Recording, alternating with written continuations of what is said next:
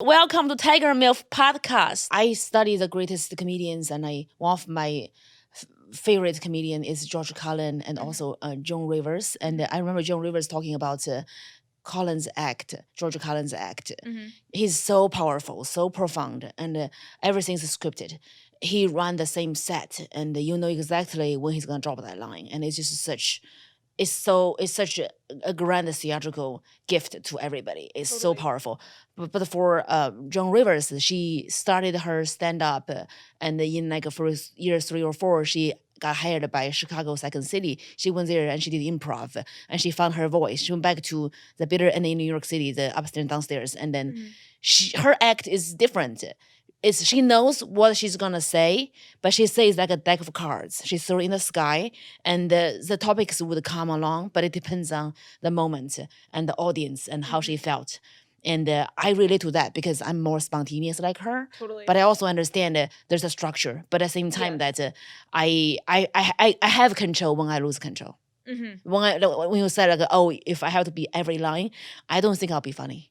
No, never. Right. That's why I love that when we are very similar. When I see some guy heckle you, you just like, hey, what? And you start talking to that, and it was funny. And you went back naturally. But most people like you ignore them, and then you throw off the audience. You're like, we can't follow you because something's happening right now. There's something happening right now. Why you ignore them? Totally. And you do that really well too. It's like, and this is something I'm still kind of working on. It's like I want to have my structure. I want to have my jokes, but I want to still not feel so attached to like this.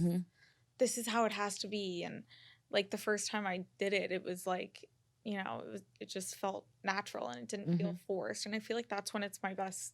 Yeah, stuff. I think so. And I think for you too, it's like you going into a room and reading the crowd and being like, oh, this joke probably won't work here. Yeah. Like this joke will definitely hit. Yeah, totally. When I do things in Seattle and the thing I do in Texas, it's different. It's day and night. It's day and night. Totally. Yeah.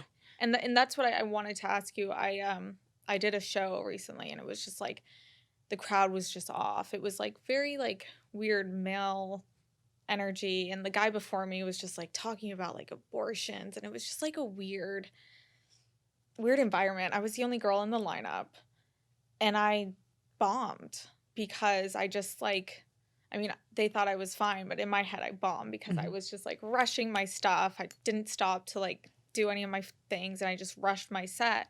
So like, how would you say like with something like that, walking in and having like a weird room, how do you overcome that? I feel like whenever I know when there's a weird room, I know when it's weird. So when I walk in a weird room, I would change my routine. Normally, I just going to stay in the green room. I just don't want to listen to anybody. Yeah. I would listen to the comedian before me.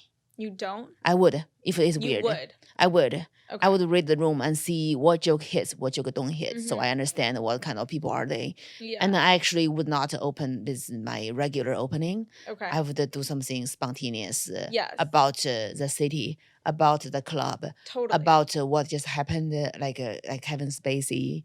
He one of the rape charge was dropped. Like I would just basically make them feel like I'm not here to give you something rehearsed. I'm here to have a conversation with you bitches because you guys are losers.